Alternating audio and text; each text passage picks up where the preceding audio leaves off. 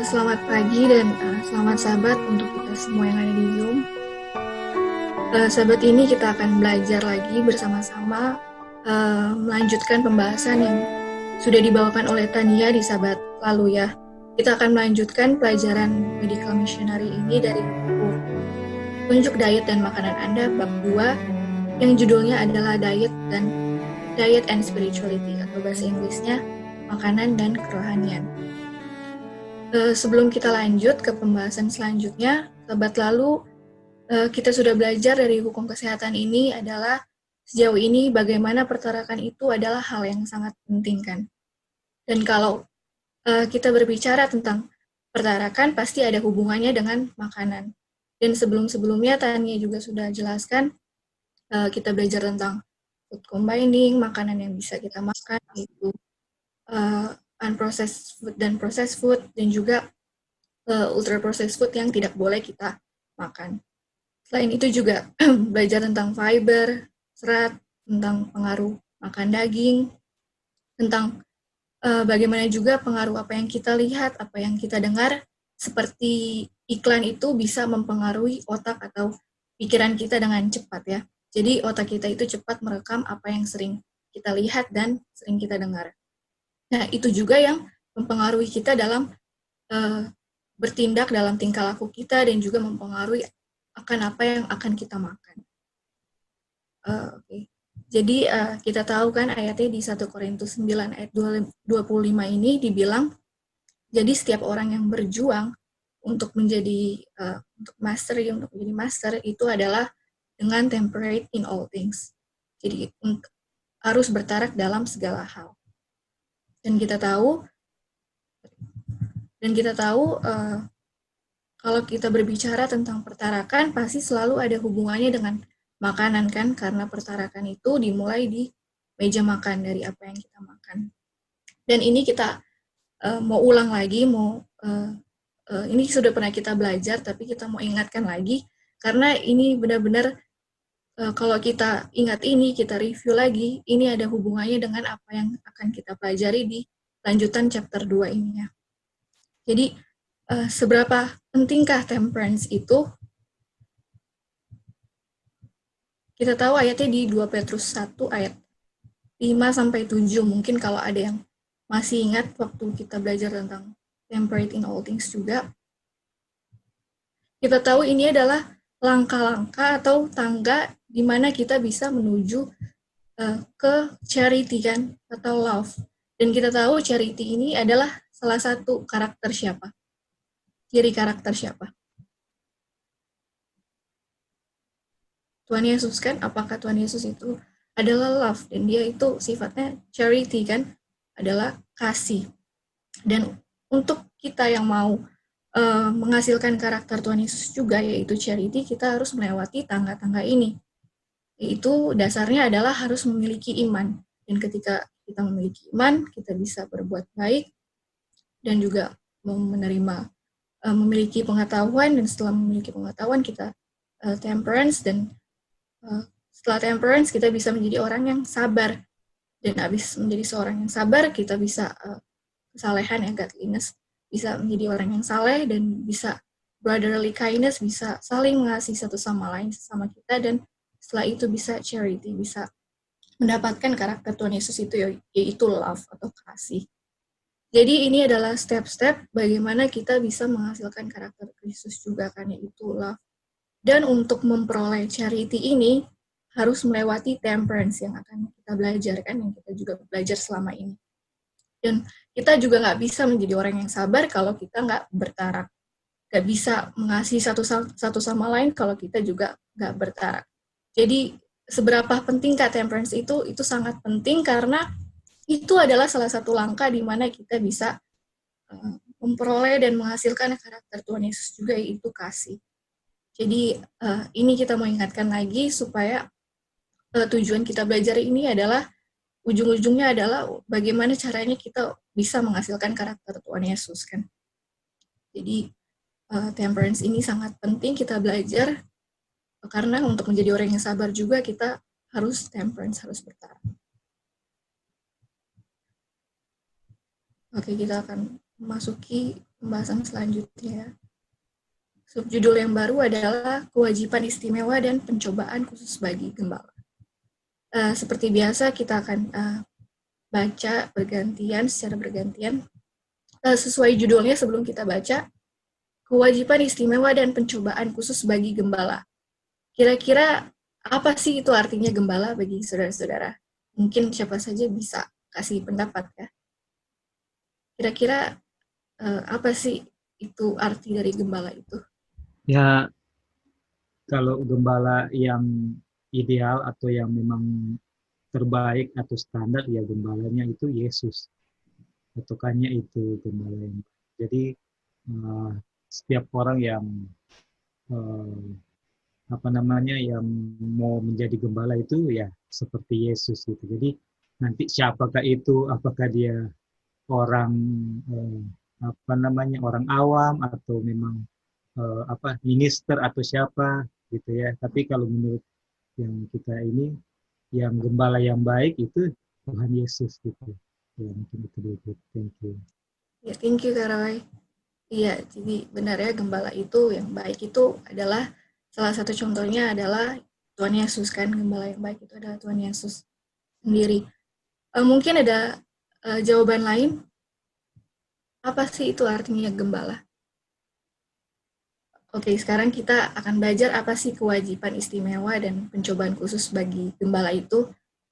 Dan kita akan baca ya secara bergantian. Mungkin dari Kak Roy boleh baca Kak. Oke. Oke. Ada satu kewajiban mulia untuk semua orang, khususnya bagi para gembala yang mengajarkan kebenaran, yaitu mengalahkan selera. Kegunaan mereka akan jauh lebih besar jika mereka menguasai selera dan hawa nafsu. Kekuatan mental dan moral mereka akan lebih kuat jika mereka menggabungkan pekerjaan fisik dengan mental. Dengan kebiasaan pertarakan yang sangat ketat dan dengan gabungan pekerjaan fisik dan mental, mereka dapat melakukan lebih banyak pekerjaan dan mempertahankan pikiran yang cerdas. Jikalau mereka mengejar tujuan seperti itu, maka pikiran dan kata-kata mereka akan lebih lancar, kegiatan agama akan lebih bersemangat, dan kesan kepada para pendengar akan lebih nyata. Makan dengan tidak bertarak, walaupun makanannya berkualitas, akan membawa pengaruh buruk kepada organ tubuh dan akan menumpulkan perasaan hati yang tajam dan yang suci sekalipun. Mungkin Kak Roy boleh bisa jelaskan poin yang bisa diambil Kak dari kutipan ini? Iya, jadi untuk mengalahkan selera itu adalah kewajiban, itu wajib dan mulia ya, kewajiban yang mulia. Untuk siapa? Untuk semua orang, untuk semua orang. Oke. Apalagi atau khususnya bagi para gembala yang mau mengajarkan kebenaran. Kenapa? Karena kalau gembala yang mau mengajarkan kebenaran itu mereka bisa mengalahkan selera dan hawa nafsu, maka mereka punya kekuatan mental dan moral di sini akan lebih kuat. Kita sudah belajar kan hubungan fisikal dengan mental dan spiritual kan. Nah, jadi dan itu adalah pekerjaan yang menggabungkan pekerjaan fisik dengan mental ya, fisik dengan mental. Artinya di sini pekerjaan fisik, kalau pekerjaan fisik kan kita mengerti itu pasti ada olah tubuh kan, gitu kan? Ada olah tubuh. Artinya di sini ada kayak kita bilang lah pekerjaan blue collar employees. Kalau blue collar employee kan yang dijual itu dia punya pekerjaan fisik, dia punya fisik. Nah, seperti itu. Nah, kemudian jadi kalau sudah bertarak, dia punya selera sudah dikalahkan dengan pertarakan, itu maka banyak pekerjaan yang dapat dilakukan. dan akan tetap cerdas kan, akan tetap cerdas. Cerdas ini dalam arti bagaimana here a little and there's a little itu bisa dimengerti kan dari the word of God, kemudian bisa mendapatkan konklusi yang tepat yang Roh Kudus kehendaki. Sehingga untuk diterapkan dan diajarkan kepada domba-domba itu akan tepat ya, akan tepat, dan waktu disampaikan juga domba-domba akan terima karena si pengajar ini yaitu gembala ini betul-betul kelihatan sudah berbeda gitu dari mereka. Jadi kayak wah iya ya, ini guru kita ini dia kelihatan sudah kelihatan lebih cekatan, fisiknya dia cekatan, masih tidak sakit-sakit dan iya kan, walaupun yang diajarkan juga gospel, tapi dia secara physically bisa melawat kita yang lagi di kebun, tiba-tiba sampai di kebun, bisa kasih kata-kata penghiburan, kasih gospel. Ingat kan kalau pendeta dulu-dulu kalau mau melawat anggota, mereka tahu kalau jam-jam kerja itu anggota jemaatnya mereka itu tidak ada di rumah. Iya kan, Git? Kalau zaman opa kita yang pendeta-pendeta dulu mungkin yang itu rata-rata kan orang-orang Minahasa itu tukang kebun kan, petani. Jadi pendeta-pendeta kalau melawat bukan ke rumah. Mereka jalan kaki pergi ke kebun. Dan di situ mereka punya physically itu harus kuat, harus mampu. Gitu, nggak boleh kalah sama mereka punya domba yang adalah petani. Jadi pada saat itu mereka bisa lakukan, kemudian saat itu juga mereka melayani. Jadi pekerjaan yang bisa mereka selesaikan itu banyak. Mereka bisa menjangkau banyak orang dalam sehari dan pikiran mereka, kesehatan mereka cerdas, daya tangkap mereka, dan mereka bisa sampaikan pekabaran dengan baik. Karena apa?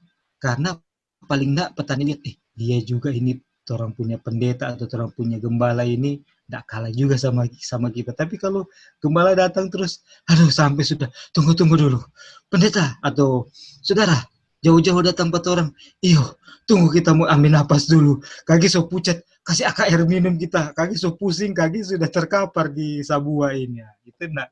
Nah, ini applicable sekali kan, orang lihat dia punya aplikasinya. Kemudian di paling bawah dibilang, sedangkan makanan yang baik pun, yang istilahnya nutrisinya lengkap, tapi kalau dengan cara yang tidak bertarak, dibilang artinya terlalu banyak ya makannya, maka pengaruh buruk pada organ tubuh akan terjadi dan perasaan hati, menumpulkan perasaan hati yang tajam dan yang suci akan jadi tumpul. Jadi aduh, ini betapa poinnya adalah betapa penting untuk mengalahkan selera.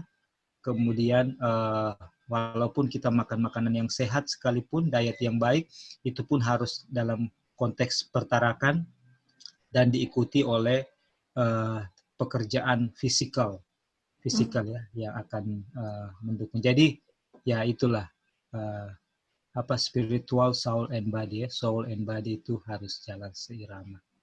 Thank you. Mungkin ada yang lain. Thank you Gita. Puji Tuhan. Ya, thank you Kak Roy. Ya, jadi ya benar ya yang Kak Roy juga sudah jelaskan, sudah sangat jelas sekali bahwa memang setiap orang ya, dibilang semua orang, setiap orang itu memiliki satu kewajiban yang mulia yang Tuhan itu sudah kasihkan. Dan di sini konteksnya adalah khususnya bagi gembala ya, yang mengajarkan kebenaran kan, yang melayani dalam pekerjaan Tuhan. Dan kewajibannya itu adalah dibilang mengalahkan selera kan, atau appetite atau nafsu makan. Karena mereka yang bisa mengalahkan selera atau nafsu makan mereka itu akan jauh lebih berguna daripada mereka yang dikuasai oleh karena selera mereka sendiri. Makanya dibilang kekuatan mental dan moral mereka akan lebih kuat jika mereka gabungkan pekerjaan fisik dengan mental. Yaitu dengan apa? Dengan kebiasaan pertarakan yang sangat ketat ya. Dan juga gabungan pekerjaan fisik dan mental, mereka dapat melakukan lebih banyak pekerjaan dan mempertahankan pikiran yang cerdas.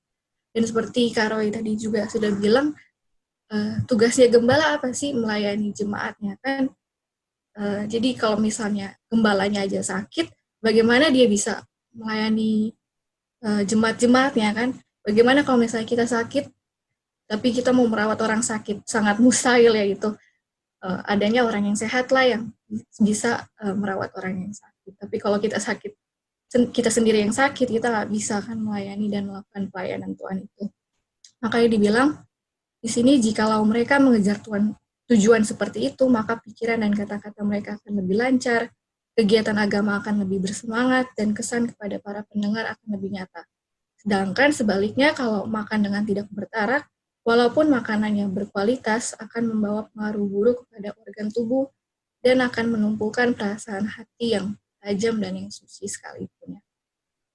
Jadi kutipan ini sudah sangat jelas sekali ya, khususnya juga untuk para gembala yang akan membawa firman, dan bahasa Inggrisnya kan minister ya, jadi ini bukan untuk pendeta saja, bukan untuk membawa firman aja, tapi untuk semua orang yang mau melakukan pekerjaan Tuhan ya, untuk melayani Tuhan. Mungkin dari kutipan ini ada lagi yang mau memberikan tambahan? Apakah Kak Wanda boleh baca, Kak? Banyak orang membawa ke tempat perkemahan makanan yang sama sekali tidak cocok untuk kumpulan seperti itu. Kue-kue mewah dan sejumlah jenis makanan yang akan merusak pencernaan seorang pekerja yang sehat. Tentu saja yang terbaik pun tidak selamanya baik untuk pendeta. Anggota mengirim makanan ini ke meja makannya atau mengundangnya ke meja makan mereka. Dalam hal ini, para pendeta tergoda untuk makan terlalu banyak, yaitu makanan yang berbahaya.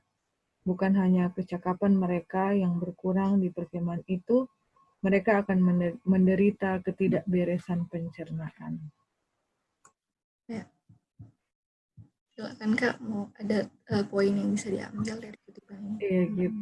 Jadi di sini memang sudah jelas sekali ya bahwa kalau kita kayak ada perkemahan ataupun ada pertemuan atau apapun itu yang menyebabkan kita harus berkumpul, ini sebenarnya bukan hanya untuk pendeta saja ya, tapi untuk kita semua juga, berlaku untuk kita semua. Jadi memang kalau manusia pada umumnya ya, kalau ada pertemuan pasti akan membawa yang terbaik kan. Apalagi sudah direncanakan dari jauh-jauh hari. Wah, saya bawa ini ya, kamu bawa itu. Jadi sudah dijadwalkan. Jadi masing-masing punya talenta untuk memasak yang enak-enak pasti akan disalurkan pada saat itu kan. Jadi semua akan terkumpul dengan makanan yang terbaik, dan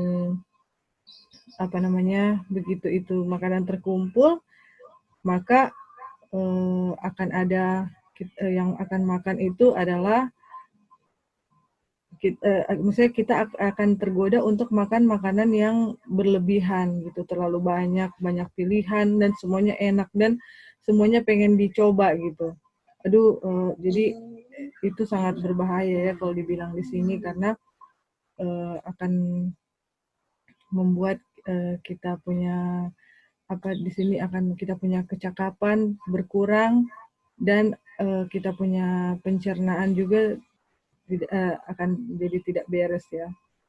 Dan di sini memang disinggung tentang pendeta ya, di mana dia seorang gembala yang harusnya memberikan teladannya untuk bertarak. Bisa dibilang juga ini bertarak ya, karena kalau kita sudah belajar juga sebelum-sebelumnya kan, bahwa kalau dalam satu menu itu kan 2 sampai 3 saja kan. Nah, bayangkan kalau dalam pertemuan itu menu sudah banyak sekali dan pasti semua orang mau makanannya dimakan gitu.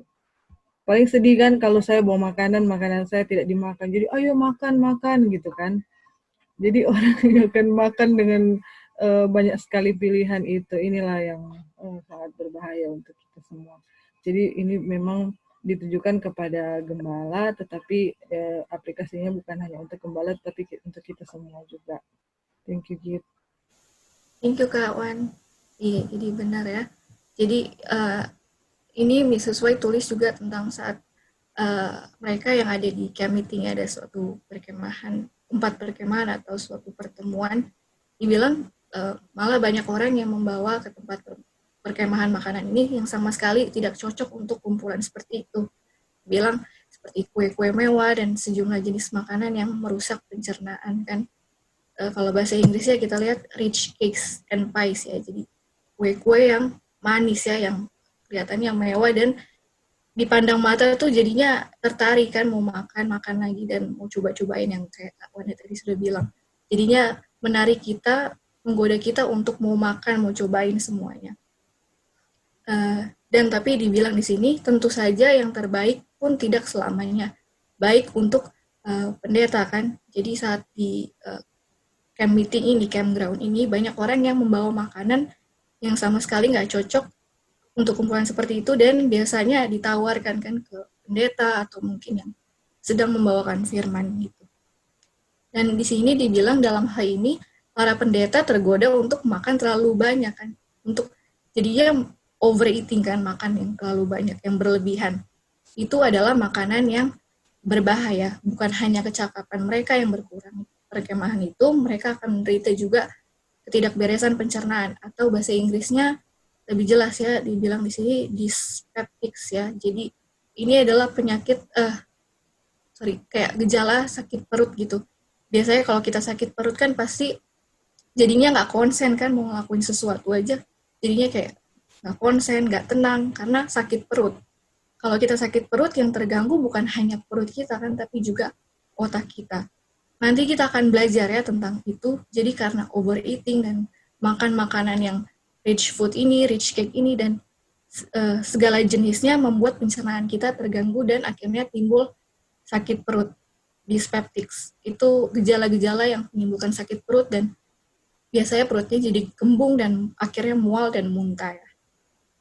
Oke, kalau tidak ada, apakah Aunty Tina boleh baca paragraf? Pendeta harus mengurangi keramahan ini. Walaupun nampaknya dia jadi kurang sopan, biarlah anggota mengurangi kebaikan hati seperti itu demi pendetanya. Mereka bersalah jikalau mereka menggoda pendeta untuk makan makanan yang tidak menyehatkan. Dengan demikian, banyaklah keterampilan berharga hilang dalam pekerjaan Tuhan. Banyak lagi yang walaupun mereka masih hidup, tetapi sudah kehilangan separuh dari tenaga pikiran mereka. Di atas segalanya, para pendeta harus mengirit tenaga otak dan saraf. Mereka harus menghindarkan segala jenis makanan dan minuman yang cenderung mengganggu atau merangsang saraf. Gangguan saraf yang diikuti oleh depresi dan pemanjaan yang berlebihan akan mengelabui otak sehingga pikiran jadi buntu. Lalu timbullah kebingungan. Tidak ada orang yang dapat menjadi pekerja yang sukses dalam perkara rohani, kecuali dia mengikuti pertarakan ketat dalam hal kebiasaan menu makanan. Allah tidak akan menurunkan Roh Kudus-Nya kepada mereka yang mengetahui bagaimana mereka harus makan untuk kesehatan, tetapi masih mengikuti cara yang akan melemahkan tubuh dan pikiran. Ya, silakan Aunty Tina.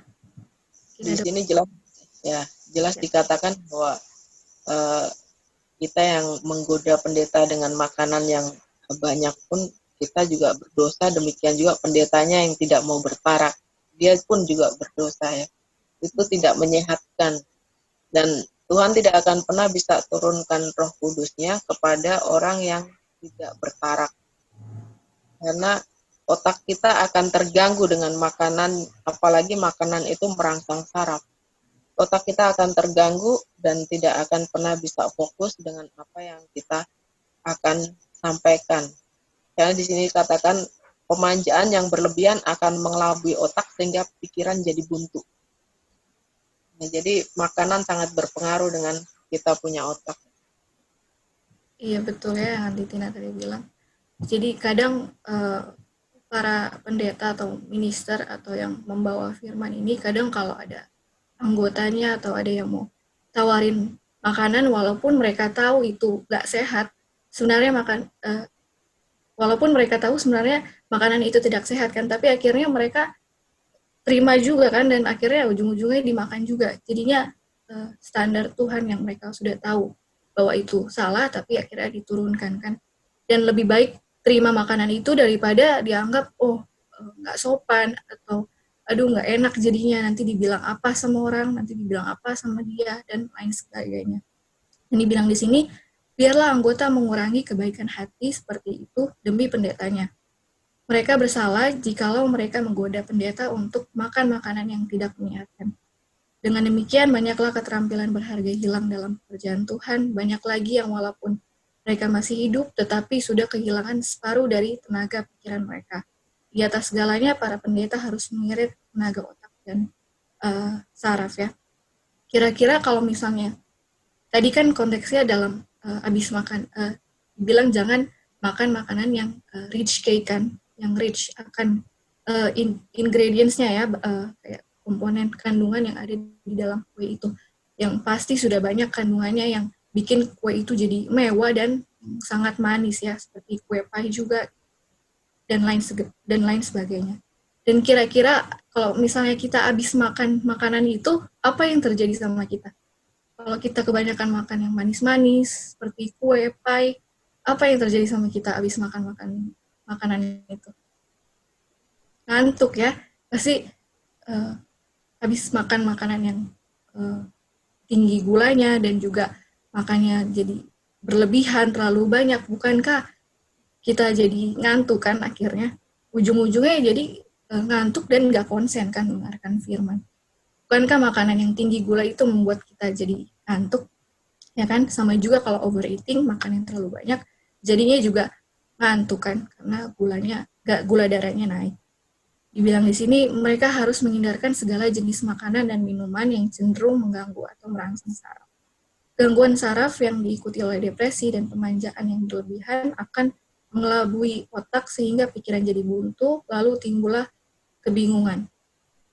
Dan dibilang juga di sini ya, ini yang poin yang sangat penting, dibilang di sini, tidak ada orang yang dapat menjadi pekerja yang sukses dalam perkara rohani kecuali dia mengikuti pertarakan ketat dalam hal kebiasaan menu makanan. Tuhan tidak akan menurunkan Roh Kudus-Nya kepada mereka. Ia mengetahui bagaimana mereka harus makan untuk kesehatan, tetapi masih mengikuti cara yang akan melemahkan tubuh dan pikiran. Jadi ini sudah sangat jelas ya. Tidak ada orang yang bisa menjadi pekerja yang sukses dalam rohani, atau tidak ada orang yang bisa menjadi pekerja atau pelayan Tuhan yang sukses kecuali dia mengikuti pertarakan yang ketat dalam kebiasaan menu makanannya. Karena dibilang Tuhan tidak akan curahkan dia punya roh kepada mereka yang sudah tahu, malah yang sudah tahu bagaimana mereka harus makan untuk sehat, tapi masih mengikuti cara makan atau pola makan yang melemahkan tubuh dan pikiran mereka ya. Dan akhirnya sarafnya jadi terganggu dan akhirnya timbul depresi dan kebingungan yang dibilang di sini. Oke. Sekarang kita akan belajar sedikit. Tadi kan dibilang makanan-makanan itu seperti rich cake dan pies kan, dan juga sejumlah jenis makanan. Makan terlalu banyak juga itu bisa merusak pencernaan, bisa mengganggu atau merangsang saraf, dan jadinya depresi. Dan akhirnya jadi pemanjaan yang berlebihan atau jadinya ketagihan lagi dan lagi kan untuk makan makanan itu. Bisa membuat pikiran jadi buntu. Nah, kenapa sih bisa kayak gini? Kenapa makanan-makanan itu semua, kebiasaan makan itu bisa membuat tubuh kita, organ tubuh kita menjadi rusak? Ini sangat penting sekali karena Tuhan juga menuntut kita kan untuk tahu anatomi dan fisiologi tubuh kita. Kita harus tahu cara kerja tubuh kita dan juga apa yang terjadi ketika kita makan ini, ketika kita makan yang tidak sehat ini, apa yang terjadi di dalam tubuh kita. Kenapa ketika kita makan makanan itu semua yang sudah dilarang, itu bisa melemahkan tubuh dan pikiran kita ya, bisa berpengaruh terhadap kesehatan tubuh kita, bahkan kita punya mental sekalipun. Oke, sebelum kita lanjut mungkin sampai sini di subjudul ini ada yang mau berikan pertanyaan atau tambahan? Kalau gitu mau bertanya sedikit mungkin. Iya Kak. Iya, jadi ini kalau kita lihat ini kan dibilang untuk pendeta kan, tapi mungkin ini bukan cuma nasihat untuk pendeta aja, untuk kita semua. Jadi ini kan kalau anggota ini kan mau tunjukkan hospitality atau keramahan kan. Iya. Mereka niatnya baik kan awalnya, karena mereka hormati itu pendeta atau orang siapa saja yang mereka hormati, pasti mereka mau kasih yang terbaik kan. Jadi tentunya terbaik itu enak-enak, tapi di sini bilang unwise, kurang atau tidak menyehatkan kan yang mereka mau kasih itu. Tetapi niat mereka awal itu memang baik kan. Jadi ini bagaimana sebagai pendeta ataupun yang bukan pendeta ya, contoh kita semua ini yang ada, kalau kita dihidangkan seperti itu, apa yang harus kita lakukan, apa yang harus kita katakan kepada tuan rumah itu untuk menolak ini, gila-gila. Bagaimana caranya agar tidak menyinggung juga, dan ya kita, soalnya kita pernah juga dengan kondisi seperti ini, pernah alami. Jadi kayak rasa bersalah juga bagaimana. Makanya mungkin ada yang mau kasih jawaban. Kira-kira bagaimana cara kita untuk supaya nggak menyinggung juga itu perasaan dari tuan rumah. Ya, terima kasih. Iya Kak. Ya, jadi pertanyaannya bagaimana cara yang wise dalam menolak dari hidangan-hidangan para anggota yang mau menawarkan makanan-makanan yang nggak sehat itu. Jadi kalau pendapat saya sendiri, dalam menolak yang pastinya kita harus bilang dengan cara yang sopan juga kan, berkata-kata dengan sopan.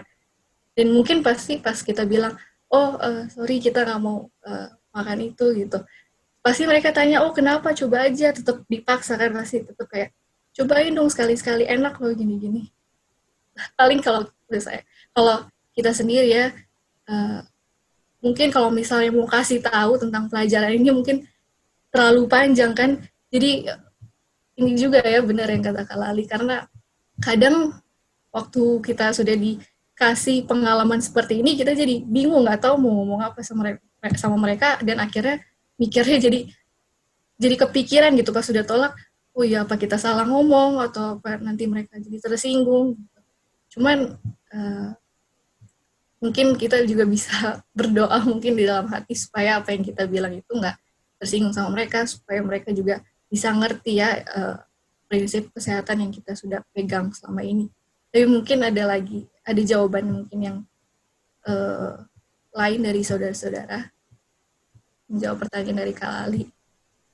Kita memang yang pertama adalah kita berdoa ya, minta pertolongan sama Tuhan, dan kita percaya bahwa Tuhan akan menunjukkan, memberikan kita bagaimana kita berpikir gitu, bagaimana kita berucap supaya pekabaran juga itu disampaikan, dan mendoakan juga dia untuk bisa mengerti. Karena memang berdoa itu kan memang, oh Tuhan tolong apa yang harus saya ucapkan supaya pekabaran ini juga sampai. Ya, pasti Tuhan akan menuntun kita di saat kita berbicara. Iya betul yang Yesus. Dan juga mungkin kalau misalnya kita memang sudah sopan dalam cara yang benar menolaknya, sudah berdoa, juga minta Tuhan supaya dia juga jadi nggak tersinggung. Dan mungkin yang penting adalah bagaimana Tuhan tahu kan kita punya hati. Walaupun dia mikirnya kita jelek, tapi Tuhan tahu isi hati kita kan. Jadi mungkin itu ya bisa menjawab. Atau mungkin ada jawaban lain dari saudara-saudara. Oke, apakah Kak Lali jawabannya pertanyaannya sudah menjawab? Ya boleh gitu. Ya, jadi minta sama Tuhan yang supaya dikasih kebijaksanaan bagaimana kita bisa bicara ya. Mungkin tiap orang beda-beda, jadi nggak harus jawaban yang harus seperti ini, bukannya dari tergantung situasi mungkin ya. Makanya untuk minta sama Tuhan bagaimana bijaksana untuk bisa berkata-kata. Ya, terima kasih. Ya, terima kasih Kak. Mungkin ada lagi yang mau berikan pertanyaan atau tambahan sebelum kita lanjut. Halo Git. Jadi misalnya dalam situasi ini nih penting sekali memang Lali punya ada raise up dengan ini situasi ini, karena kita ingat juga waktu terakhir ya, waktu masih di Jakarta, kita jalan satu kendaraan dengan seorang pendeta. Dia pendeta ya, terang punya waktu terang ini kan, di mission. Dia bilang kenapa, katanya paling enggak dia menyatakan dari sisi dia lah. Kenapa kalau dari sisi dia, kalau ditawarkan itu oleh anggota, dan salah satunya kenapa masih makan ikan salah satunya, karena katanya pengalaman di Minahasa, waktu dia dari Minahasa ditarik ke Jakarta kan waktu itu. Waktu itu ada anggota sudah siapkan makanan yang enak-enak waktu mau melawat, dan salah satunya ada ikan. Nah, karena pendeta ini dia ndak makan ikan itu, jadi nih anggota jemaat ini tersinggung dan akhirnya lemah iman dan ndak ini lagi, ndak join lagi ke gereja, dan ndak masuk gereja lagi. Jadi itu katanya alasannya kenapa gitu. Dan mungkin kalau orang lihat kan contoh kasus di dalam Alkitab itu kan bagaimana Daniel kan, orang selalu merujuk ke Daniel kalau soal makanan yang berpantang terhadap makanan secara benar ya, secara memang teguh. Jadi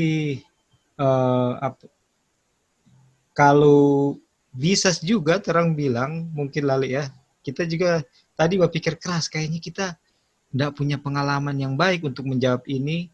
Dan yang paling penting adalah yang kayak Kak Sus bilang, harus in spirit, sehingga Tuhan kasih hikmat dalam berkata-kata. Yang penting di situ kita punya motif yang benar dan kasih, sehingga kita bisa berucap dengan baik untuk menolak itu.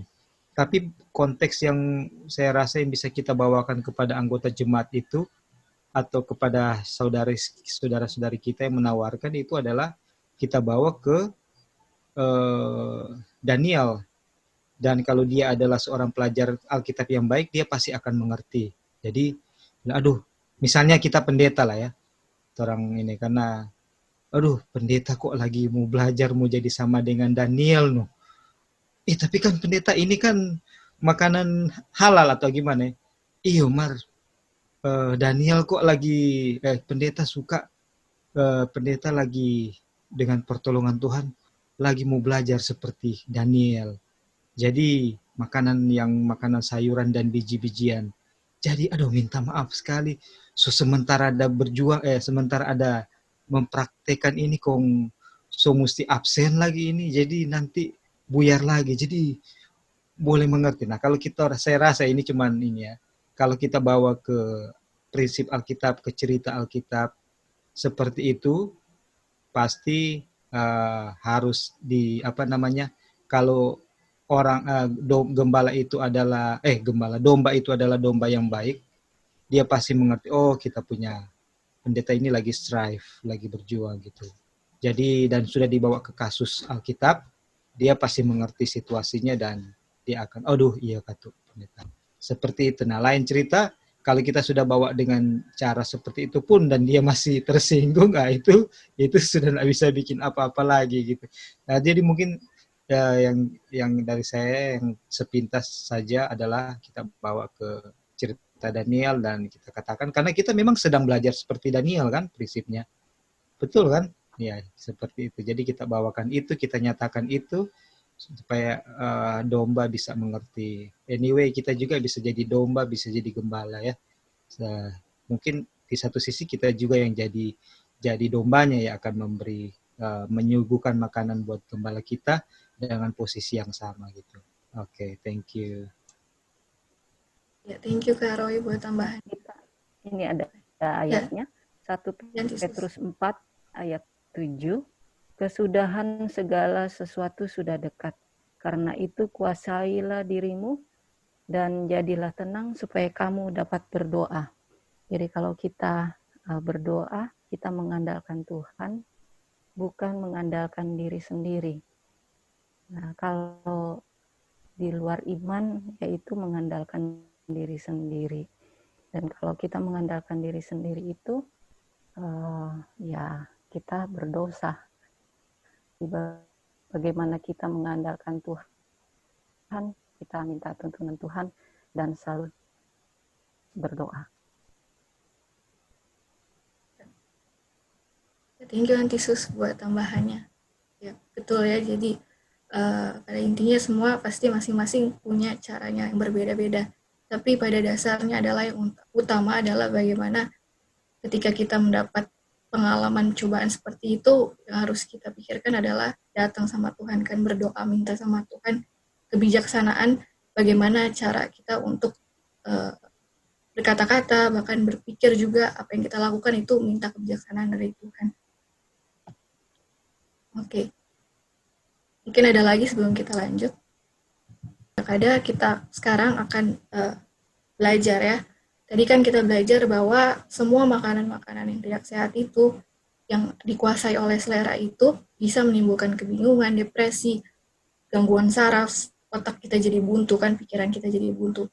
Jadi semua itu berpengaruh, semua apa yang kita makan itu berpengaruh dengan kita punya pikiran dan perut kita kan tadi kan, kita punya usus. Jadi sekarang kita belajar bagaimana makanan itu bisa mempengaruhi kita punya pikiran dan mempengaruhi kita punya khususnya pencernaan.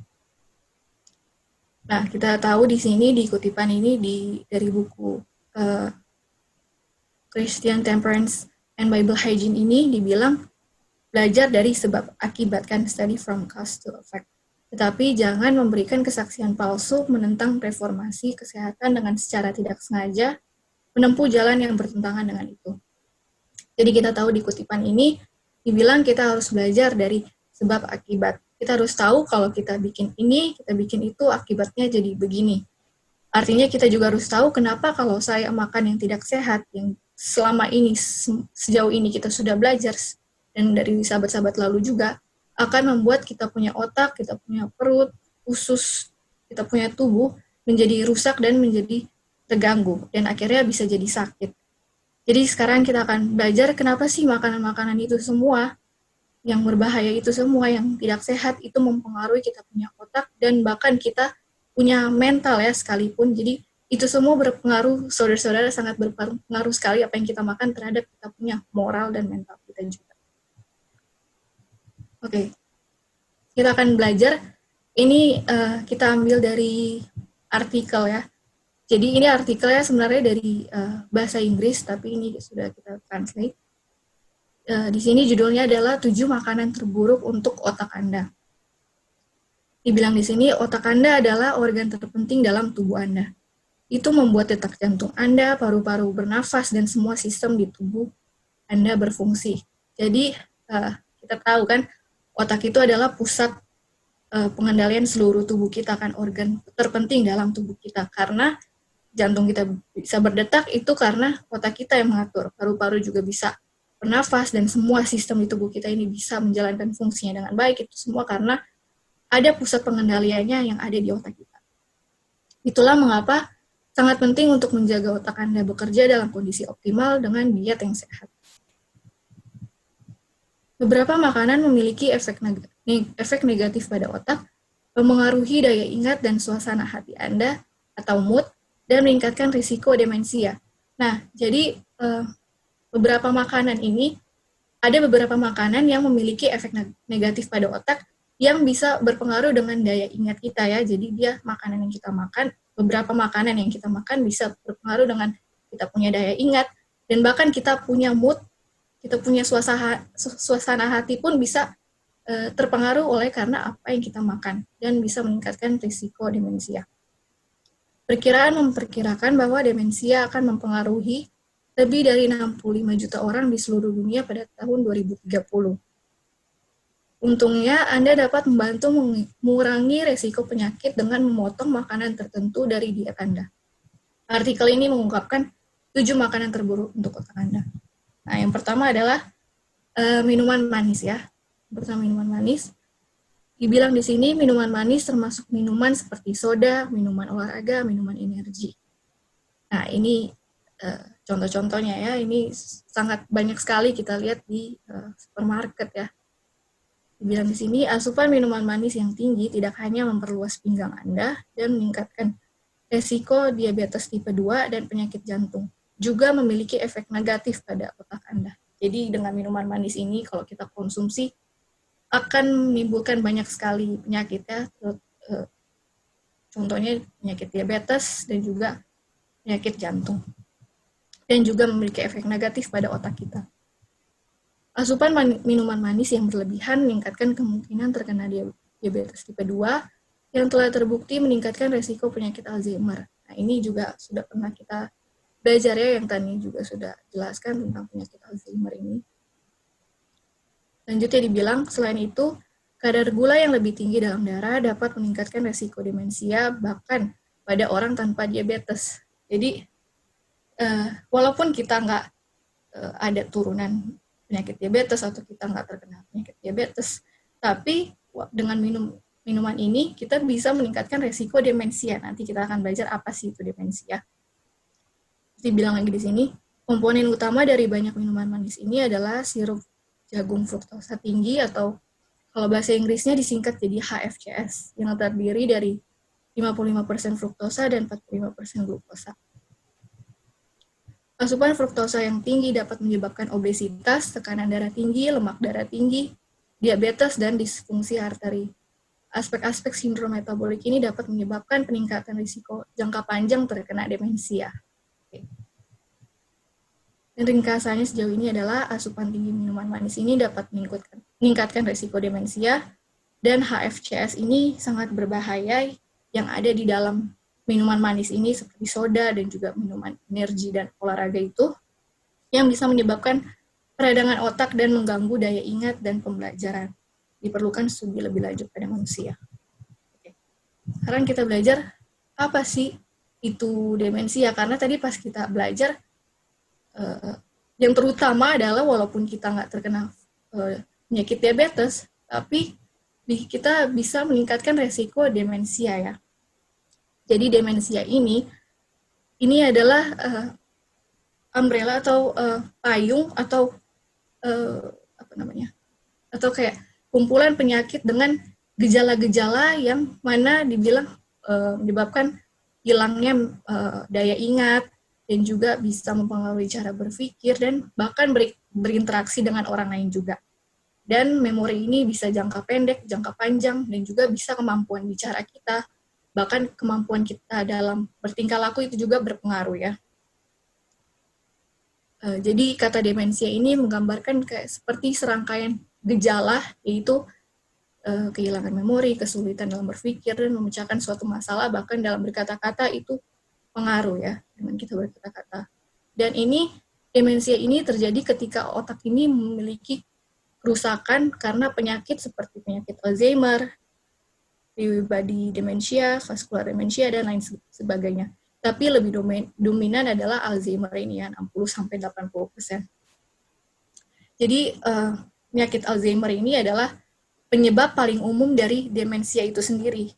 Karena bisa mematikan sel-sel yang ada di dalam otak kita, sehingga ini ya yang gejala-gejalanya ya bisa membuat kebingungan dengan waktu dan juga lokasi, dan juga bisa kita jadi susah untuk menyelesaikan suatu tugas, dan juga bisa hilangnya daya ingat, dan susah untuk memperbaiki suatu masalah, dan juga sulit untuk berkata-kata, dan juga bisa emosinya jadi mood swing ya, kayak emosinya berubah-berubah ya, tidak stabil, dan juga bisa berpengaruh dengan ketika kita berinteraksi dengan orang lain itu bisa menjadi terganggu, karena semuanya pusatnya ada di otak kita ya.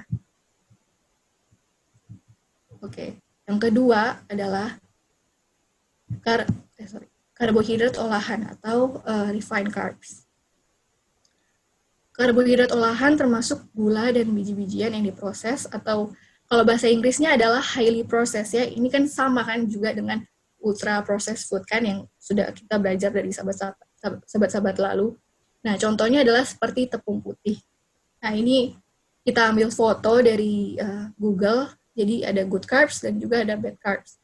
Dan yang kalau karbohidrat yang baik itu adalah whole carbohydrates kan, yang masih utuh, yang kaya akan fiber kan, yang seratnya masih tinggi. Tapi kalau misalnya bad carbs yang sudah diolah dan juga dia tinggi akan sudah highly processed atau sudah diproses secara ultra ya, secara tinggi, sehingga sudah hilang dari keutuhan awal dari makanan tersebut, dan dia ini tinggi dalam gula olahan juga. Dan dia ini yang pasti, kalau ini good carbs ini dia tinggi dalam fiber, kalau yang bad carbs ini dia rendah dalam fiber, dia rendah seratnya. Dan contohnya adalah kalau yang good carbs ini kita tahu adalah kentang, ubi manis, dan juga biji-bijian, kacang-kacangan, polong-polongan, dan juga ada quinoa, ada oats, gandum, ada beras coklat, buah-buahan, dan juga sayur-sayuran, dan juga pasta yang terbuat dari gandum dan juga quinoa dan lain sebagainya yang sehat ya. Sedangkan kalau misalnya yang bad carbs ini, dia ini rendah serat dan juga tinggi dalam gula olahan. Contohnya adalah permen, soda, donat, cupcakes, kue-kue. Nah ini kan yang tadi kita bacakan di kutipan, seperti kue-kue yang mewah, dan juga sereal yang sudah tinggi dalam kandungan gulanya, dan juga roti putih ya, dan juga pasta putih. Oke. Kita tahu di Keluaran 16 ayat 31, kita tahu Tuhan Yesus juga kasih kepada umat Israel mana kan, dan mana itu warnanya putih dan rasanya seperti rasa kue madu. Jadi Tuhan Yesus juga kasih kepada bangsa Israel mana yang warnanya putih dan manis. Tapi yang putih nggak selamanya putih, yang manis juga nggak selamanya sehat. Tapi yang Tuhan kasih mana itu putih dan manis. Jadi Tuhan itu juga punya kan yang manis dan putih. Tapi apakah setan juga akan membuat yang manis dan putih? Iya kan? Tuhan Yesus bikin mana yang putih dan manis. Dan apakah setan juga mau meniru Tuhan Yesus, dia juga buat sesuatu yang manis dan putih? Iya kan? Dan salah satu contohnya adalah gula putih dan tepung putih ya, kita tahu. Warnanya juga putih dan manis. Manis juga, tapi bisa menyebabkan penyakit dan bahkan bisa menyebabkan kematian ya. Oke, mungkin sampai sini ada yang mau berikan tambahan atau pertanyaan?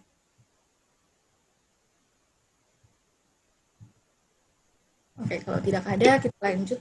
Oh, iya Kak. Oh iya, kita mau tambahkan sedikit yang soal demensia ini kan. Apa hubungannya yang makanan-makanan yang manis-manis ini dengan kenapa bisa jadi demensia? Mungkin ada yang mau dikasih ya, atau? Oh, boleh Kak. Oh iya, Boleh jadi Kak. iya. Jadi demensia kan ada berapa jenis. Jadi kalau itu demensia adalah sering, kalau orang lihat sering lupa kan. Tapi bukan pikun ya, itu demensia bukan. Kalau pikun orang sudah tua, kalau demensia walaupun belum tua sudah agak lupa-lupa. Dan itu ada beberapa jenis, dan salah satu jenisnya adalah demensia vaskular, atau lupa karena ada gangguan di pembuluh darah. Nah, kenapa itu makanan-makanan manis-manis ini atau diabetes bisa bikin demensia? Karena itu aliran darah ke otak akan terganggu. Kalau sering begitu, kurang aliran ke otak, ini yang bisa menyebabkan demensia. Makanya ini yang bad carbs ini atau gula-gula itu akan, dia punya resiko tinggi untuk dapat demensia itu ya, gara-gara itu. Mungkin cuma itu aja. Ya. Thank you. Ya, thank you Kak buat tambahannya. Mungkin ada lagi yang mau berikan tambahan? Boleh tanya nggak? Iya, boleh Anti. Itu yang katanya tepung putih. Tepung putih itu termasuk putih apa aja? Termasuk tepung ketan putih, tepung beras putih, tepung sagu, tepung apa gitu. Apakah itu termasuk di situ atau hanya tepung gandum putih? Saya nggak tahu. Oh, bukan ya. Karena beda. Iya, jadi tepung putih ini yang pasti yang diolah ya, bukan dari gandum ya, nanti yang apa ya, kalau di sini tuh seperti apa, segitiga biru ya, mungkin saudara-saudara tahu ya tepung putih itu yang seperti apa. maksudnya bukan selamanya semua yang putih itu jahat ya Anti. Jadi kalaupun itu dari gandum dan bahan-bahan yang sehat itu tidak berbahaya ya. Kalau di sini mungkin tepung putih itu yang memang sudah diolah dan juga kandungan gulanya tinggi dan rendah dalam serat. Contohnya kalau di sini seperti yang mereknya segitiga biru ya, yang bungkusnya warna biru itu. Tapi mungkin yang kayak Taj Mahal yang gitu, itu yang sehat, itu yang bagus. Apakah kayak tapioka itu kan tepungnya putih, apakah itu termasuk di situ atau enggak? Tapioka, tepung yang lain-lain itu. Tapioka, kita kurang tahu sih Anti, mungkin kayak tepung roti yang kita tahu, nah itu juga sebenarnya berbahaya ya, karena itu kan buat digoreng kan. Mungkin ada yang mau kasih jawaban dari pertanyaan Anti Early. Boleh tambah sedikit? Iya boleh Tan. Mau bantu jawab yang tadi pertanyaan dari Tante Erli. Anti Erli tadi tentang yang tepung putih itu kan, itu lebih yang dimaksudkan itu ke gluten sih Anti, kalau yang aku ngerti di sini. Jadi misalnya kayak tadi yang kita udah sebutin untuk tepungnya yang diolah gitu, itu kan kalau udah masuk ke dalam bungkusan, dia itu udah masuk ke refine kan, jadi udah bukan murni lagi seperti itu gitu. Nah kalau kita mau pakai tepung sih sebagusnya atau sebaiknya tuh yang gluten free gitu. Jadi banyak ya, misalnya kayak contohnya tepung ubi ungu atau tepung beras putih juga ada.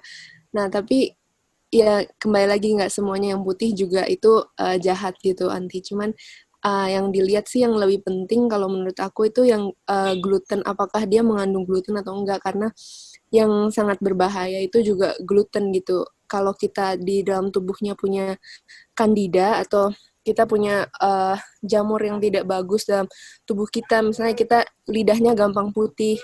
Nah, itu salah satunya juga gara-gara mungkin kita kebanyakan makan gluten gitu. Bukan hanya terkandung dalam tepung sih, bisa aja di dalam pasta atau yang produk olahan yang ada glutennya gitu di situ. Dan kalau gandum, tadi yang tepung kita sebut itu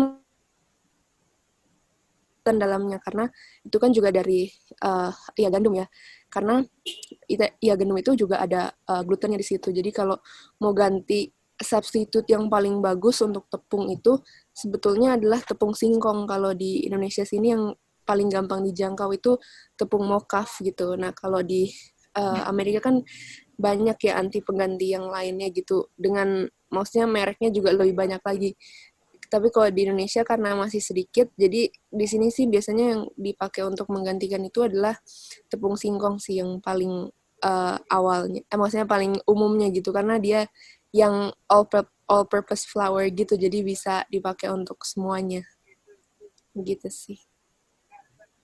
Oke, thank you. Iya Anti, sama-sama. Thank you Anti, thank you Tania. Oke, mungkin masih ada lagi yang memberikan tambahan atau pertanyaan?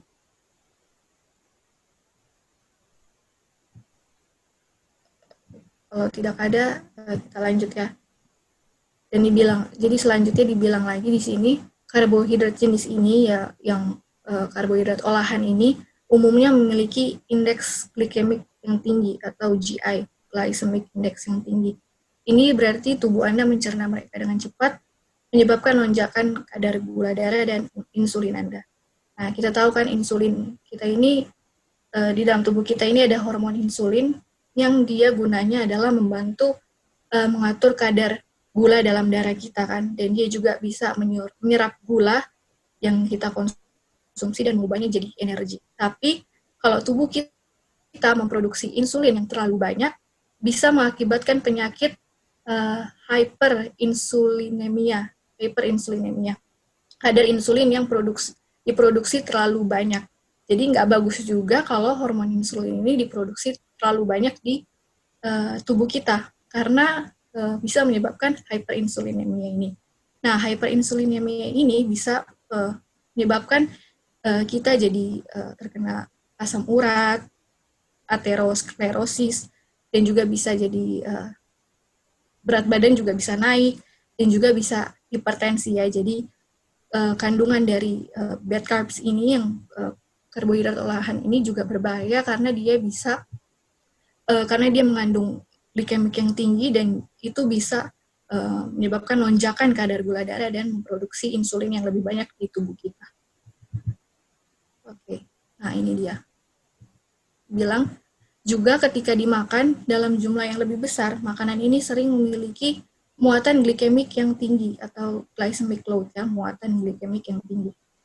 GL ini mengacu pada seberapa banyak makanan meningkatkan kadar gula darah Anda berdasarkan ukuran porsi.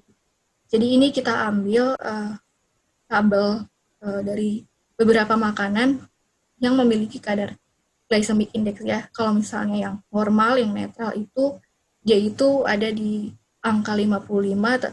Jadi ini ya, ini dia punya contoh-contoh dan beberapa makanan yang dia punya glycemic index-nya masih rendah. Yang medium juga ada di sini dan yang tinggi itu yang berbahaya, yang sangat berbahaya, yang sudah di atas 70. Contohnya adalah roti putih dan juga nasi putih dan juga biskuit dan juga pasta dan juga makanan-makanan manis lainnya ya. Ini kita bisa lihat ya di internet banyak sekali tabel-tabel makanan berdasarkan dia punya kadar glycemic index-nya. Bilang lagi di sini, makanan yang tinggi GI dan tinggi GL telah ditemukan merusak fungsi otak.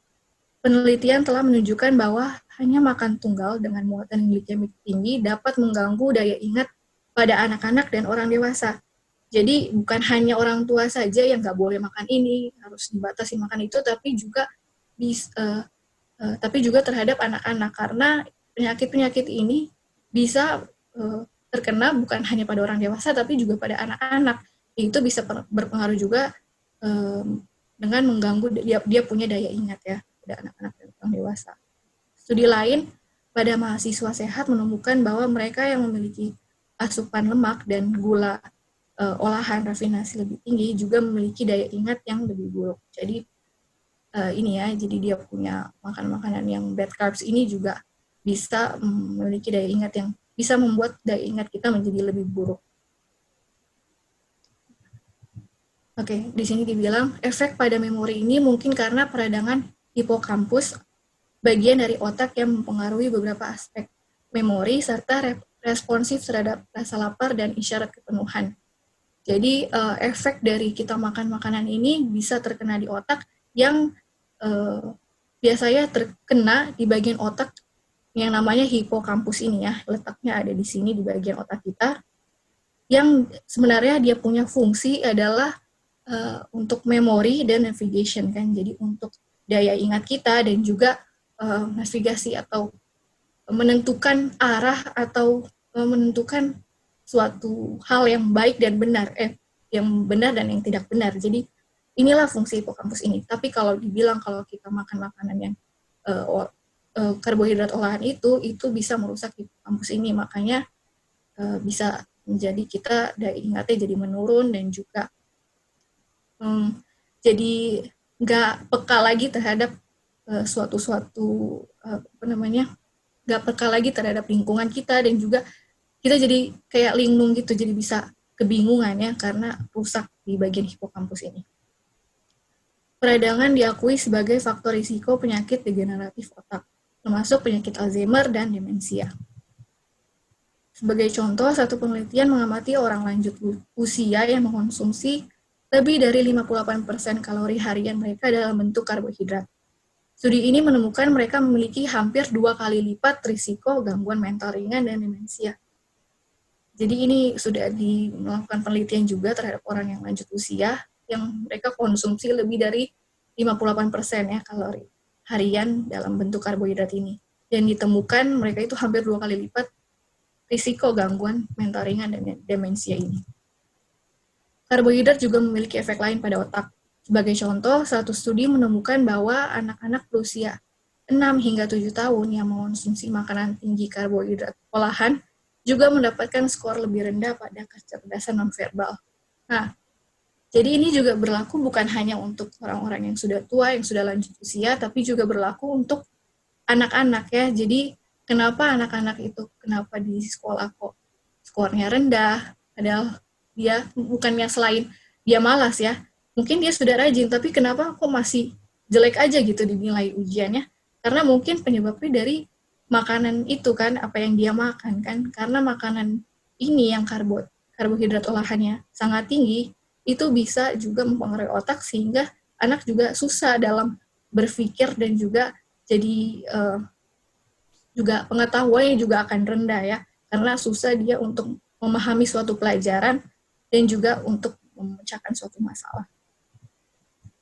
Karbohidrat sehat dan rendah GI ditemukan pada makanan seperti sayuran, buah-buahan, kacang-kacangan, dan biji-bijian. Jadi ini sudah jelas karbohidrat sehat itu yang GI-nya rendah, itu ada pada sayuran, ada pada buah-buahan, kacang-kacangan, dan biji-bijian. Oke.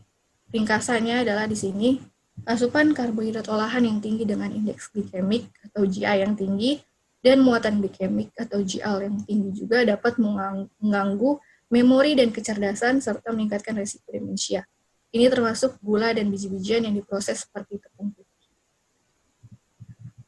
Oke, yang ketiga adalah makanan tinggi lemak trans atau trans fats ya. Lemak trans adalah sejenis lemak tak jenuh yang dapat berdampak buruk pada kesehatan otak. Jadi lemak trans ini dia sejenis lemak tak jenuh karena kan ada tipe-tipe lemak kan, kita tahu ada lemak jenuh, ada lemak tak jenuh, dan juga ada lemak trans ini. Tapi lemak trans ini adalah dia sejenis lemak tak jenuh ya, jadi masih buruk juga pada kesehatan terutama di otak kita. Nah, ini juga kita ambil dari internet, contoh-contoh trans fats yang ditemukan di beberapa makanan. Ada shortening, margarin, ice cream, kue-kue, biskuit-biskuit, burger, dan juga roti putih, kentang goreng, pies, pastries, ayam goreng, dan juga pizza, dan masih banyak lagi ya. Sementara lemak trans terjadi secara alami dalam produk hewani seperti daging dan susu, ini bukan masalah utama. Lemak trans yang diproduksi secara industri juga dikenal sebagai minyak sayur terhidrogenasi yang merupakan masalah. Nah, jadi si lemak trans ini bukan hanya kita dapati di produk yang dairy atau dairy products dan juga di daging, tapi juga bisa kita dapati di minyak sayur terhidrogenasi ini. Nah, ini apa?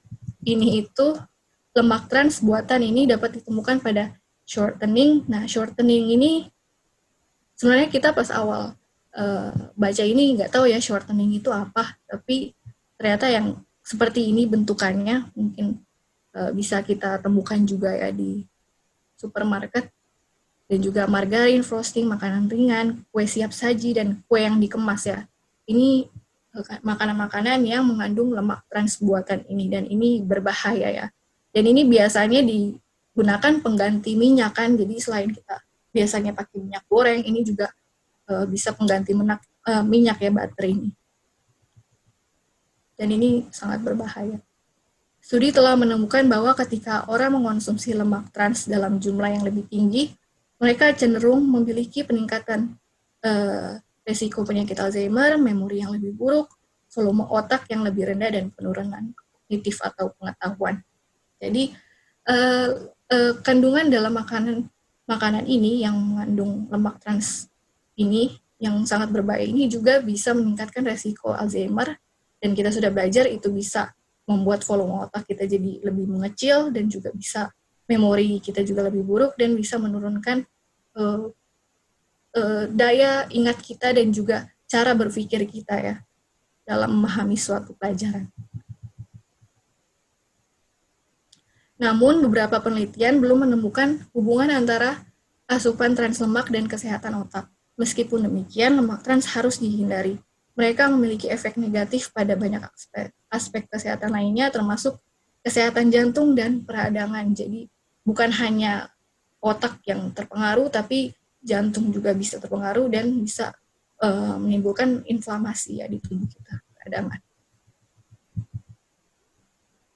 Satu studi dari 38 wanita menemukan bahwa mereka yang mengonsumsi lebih banyak lemak jenuh dibandingkan lemak tak jenuh berkinerja lebih buruk pada ukuran memori dan pengakuan. Jadi mungkin rasio lemak relatif dalam makanan merupakan faktor penting, bukan hanya jenis lemak itu sendiri. Jadi dalam rasionya juga dalam makanan tersebut, tingkat lemak transnya itu juga sangat merupakan faktor yang pentingnya, bukan hanya kita tahu jenis lemak itu sendiri. Misalnya diet tinggi asam lemak omega 3 telah ditemukan untuk membantu melindungi terhadap penurunan kognitif. Omega 3 meningkatkan sekresi senyawa antiinflamasi di otak dan dapat memiliki efek perlindungan terutama pada orang dewasa yang lebih tua. Anda dapat meningkatkan jumlah lemak omega 3 ini dalam diet Anda dengan mengonsumsi makanan seperti biji chia atau chia seed, biji rami atau flaxseed, dan kenari atau walnut yang biasa kita sebut. Jadi kandungan dalam lemak omega 3 inilah yang sangat baik untuk tubuh kita konsumsi. Karena ada 3 tipe lemak. Yang pertama, lemak jenuh. Nah, ini yang berbahaya.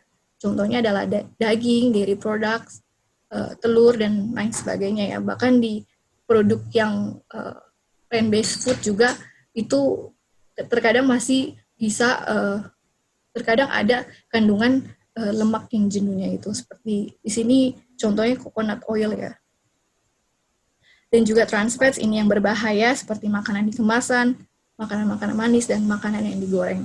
Dan juga lemak yang tak jenuh, contohnya ini yang baik yang tubuh kita konsumsi, contohnya omega 3 tadi, seperti beberapa jenis biji-bijian seperti walnut, flaxseed, chia seed itu yang baik, dan juga beberapa sayuran dan juga tumbuh-tumbuhannya. Dan juga alpukat ini juga tinggi akan lemak, tapi lemaknya itu lemak baik, bukan lemak yang jahat. Mungkin sampai sini ada yang mau berikan tambahan atau pertanyaan?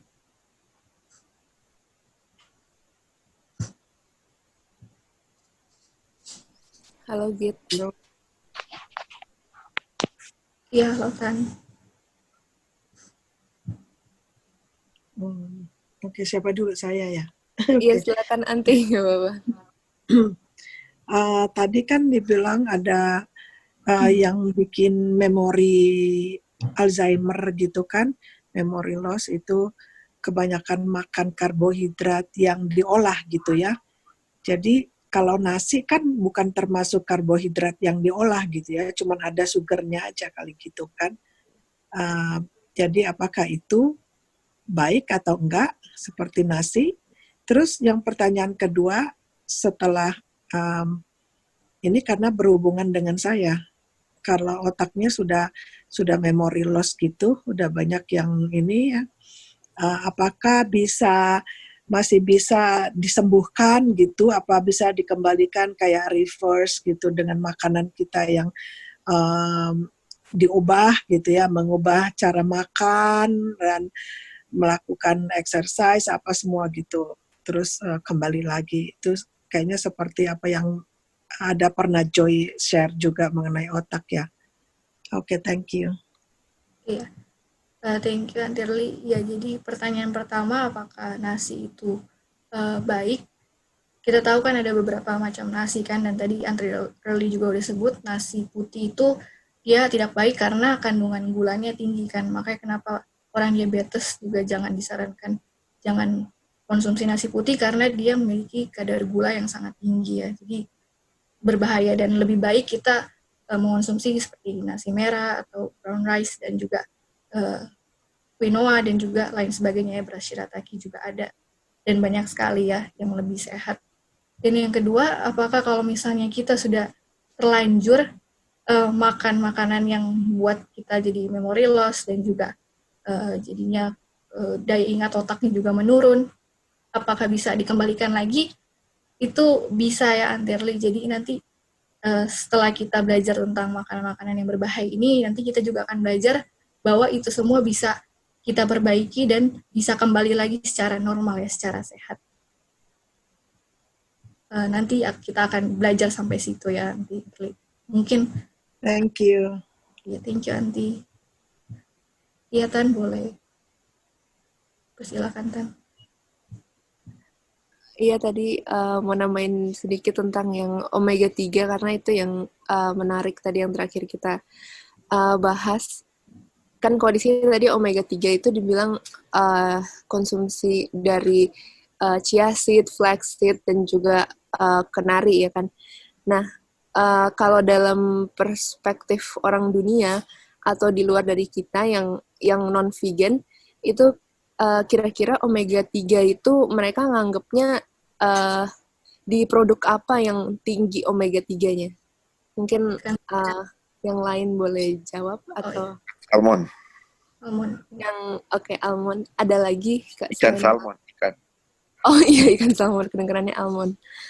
Iya betul. Jadi mereka nganggapnya omega 3 fatty acid ini tingginya di ini kan di fish oil sih kalau dibilangnya.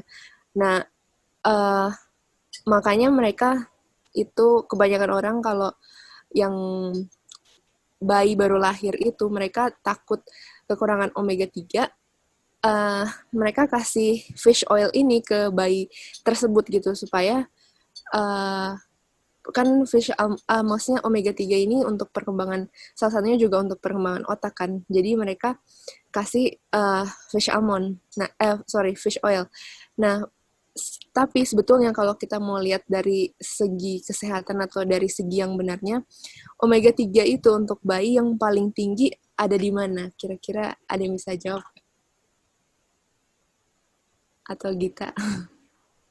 Ya sih. Iya betul. Flaxseed ya. Jadi, kalau omega 3 paling tinggi di flaxseed. Di ASI sih kalau untuk bayi. Jadi kalau kenapa asupan ASI atau asupan air susu ibu itu sangat penting untuk bayi itu karena omega 3 yang paling tinggi untuk bayi itu hanya ada di ASI, bukan ada di fish oil atau di minyak ikan yang lainnya, tapi air susu ibu lah yang paling penting untuk perkembangan semuanya dari si bayi tersebut gitu. Dan salah satunya omega 3 ini yang sangat berpengaruh dalam perkembangan bayi itu, dan terkandungnya itu ada di ASI. Makanya kenapa orang suka bilang, maksudnya bayi yang minum dengan susu formula itu suka dibilang, maksudnya ini bayi yang minum susu formula kan, kenapa yang ASI suka dibilang ya kayak lebih pintar atau gimana. Nah itu karena memang faktanya juga atau memang benar karena perkembangan bayi yang sepenuhnya itu akan dibantu atau fully develop itu karena dia minum ASI dari ibunya gitu. Tapi kalau ya kita karena masih maksudnya yang masih teenager dan masih bertumbuh juga, ya omega 3 ya bisa kita ambil dari alpukat atau chia seed yang tadi kita sudah pelajari gitu. Itu aja tambahannya. Ini kita buat tambahannya kan. Mungkin ada lagi yang mau tambahkan sebelum kita lanjut. Berita Tuhan itu sungguh amat baik ya. Dia menciptakan tumbuh-tumbuhan sesuai dengan kebutuhan manusia. Kalau kita nggak